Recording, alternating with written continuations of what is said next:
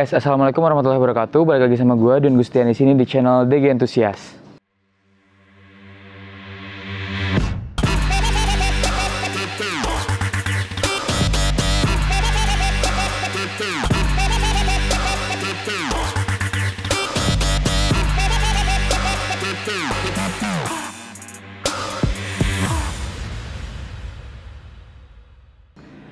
Oke, jadi hari ini, di hari yang cukup panas ini, gue berkesempatan buat review lagi Honda Vario 150 yang late old ya.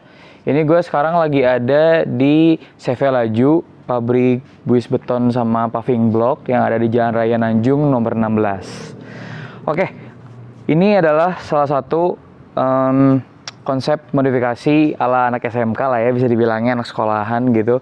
Jadi nggak terlalu rame, nggak terlalu banyak parts yang dirubah juga.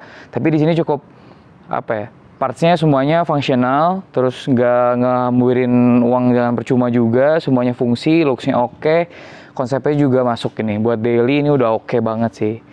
Oke, jadi kita bahas dulu dari sektor bodinya. Ini bodinya masih standar bawaan motornya, warna black matte ya. Di sini nggak ada pengecatan atau apa, hanya ada delete emblem aja di depannya sama di belakang. Itu ada stiker yang kecil juga di delete. Terus udah gitu untuk spakbor depannya, ini udah diganti pakai Vario LED new ya, yang Gen 1 dan Gen 2 ini modelnya kayak gini.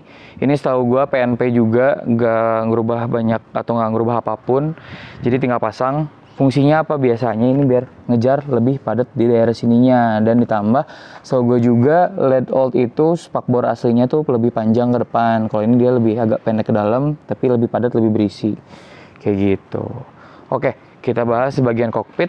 Kokpitnya ini masih standar, hanya ada penggantian di hand grip pakai RCB. Ini HG55 atau HG66. Udah gitu bandul stangnya atau jalur stangnya ini pakai PCX. Lanjut udah gitu spionnya ini kanan kiri diganti pakai punya PCX. Ini original ya, cabutan mungkin ya. Terus udah gitu pengeremannya ini masih standar untuk di master rem sama di handle kirinya. Untuk selang remnya sendiri dan kaliper juga masih standar.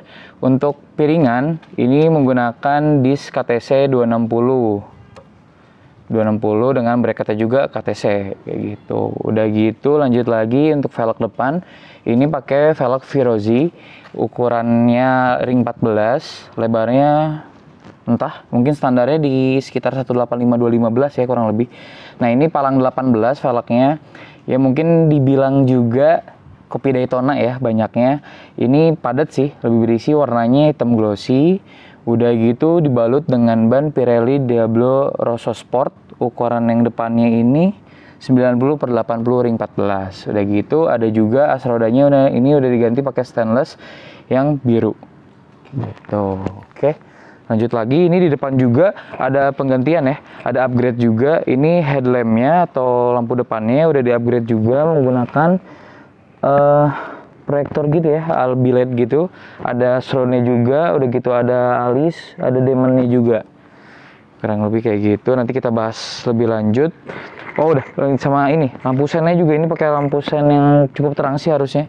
Lagi kita ke agak tengah, mungkin gak ada yang dibahas, hanya ada penambahan karpet mie aja. Ini simpel banget sih, jadi di motor ini nggak too much, nggak terlalu banyak pengubahan. Rem juga masih pakem dengan menggunakan standarnya, tapi ini bisa jadi salah satu rekomendasi untuk kalian yang mau memulai bangun Vario 150, baik itu mungkin Vario 125 pun atau 150 kurang lebihnya sama kayak gitu.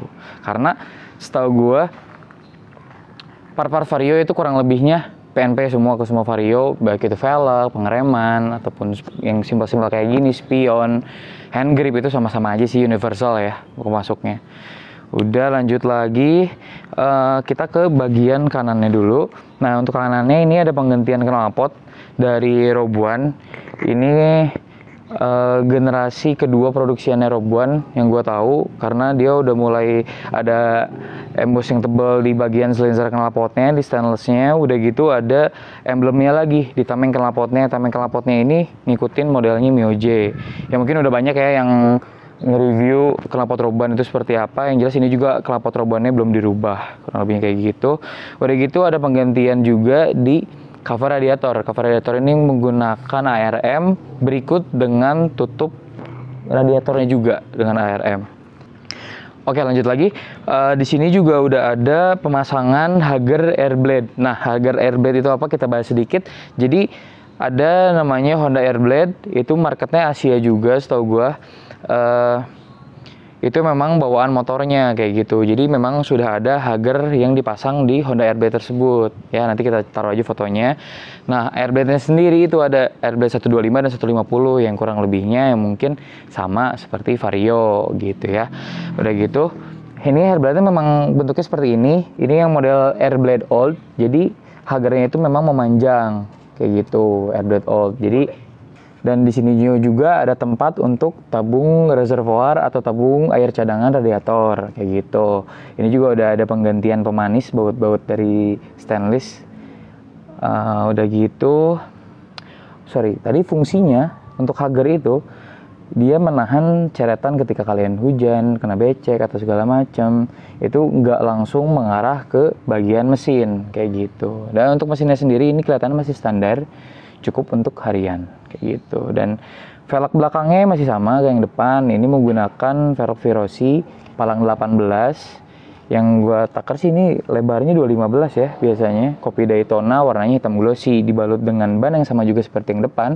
Ini menggunakan Diablo Rosso Sport ukuran 90/80 ring 14 kayak gitu. Ini ban yang cukup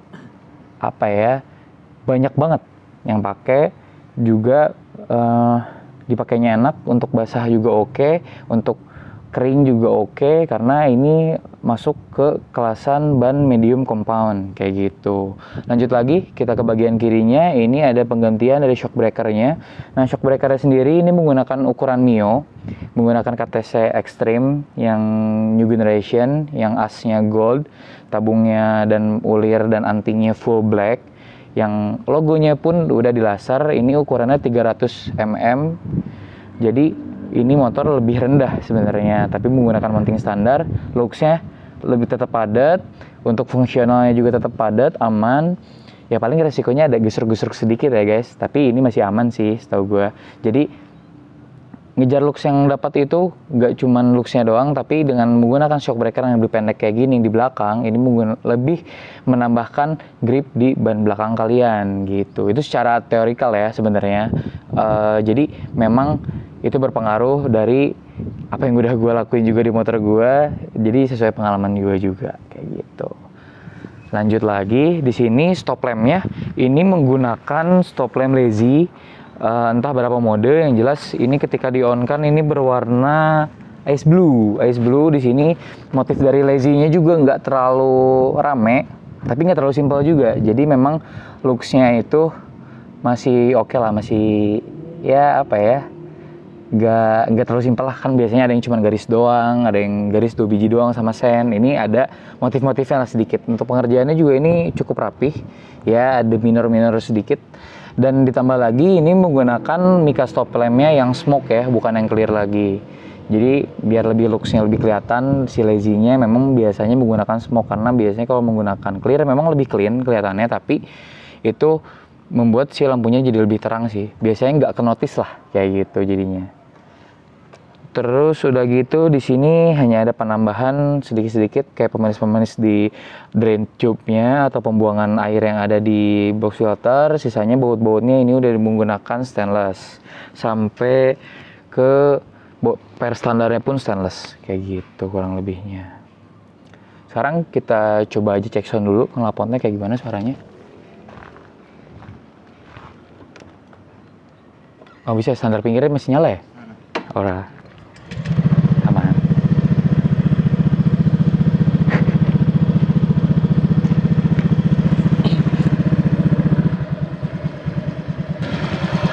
Jadi kurang lebihnya suaranya kayak gini. Ini lebih ke yang bass adem juga. Boleh.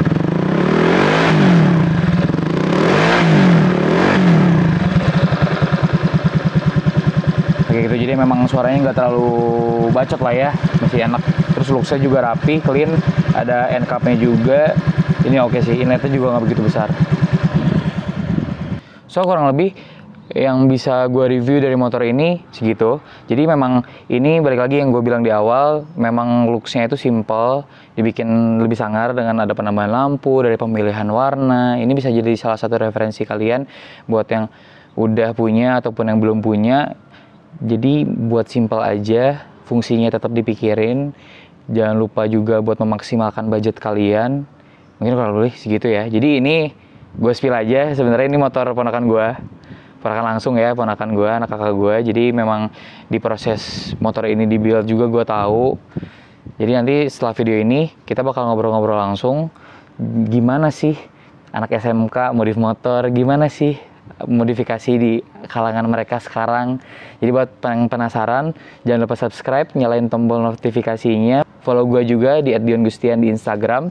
Terima kasih banyak udah nonton. Keep riding safe. Goodbye.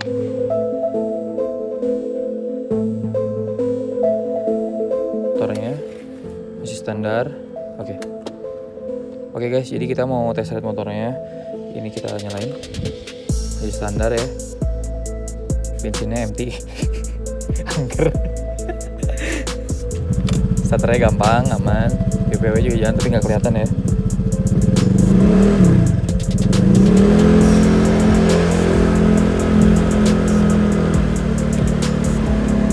Oke, ini tipikalnya lebih ke yang gerung, padat. Mungkin kemarin kompresinya juga dinaikin.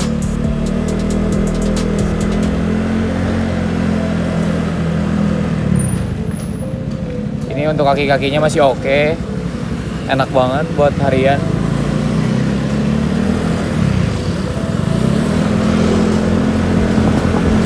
Alright, kita gas tipis ya.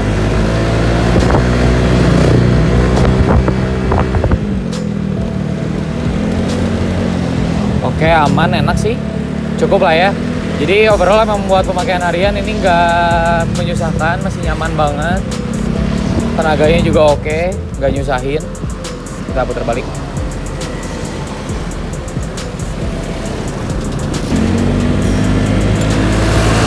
Coba tarik sekali lagi.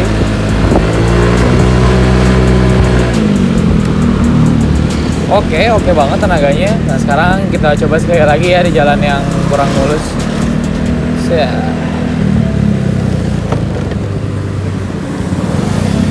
Oke.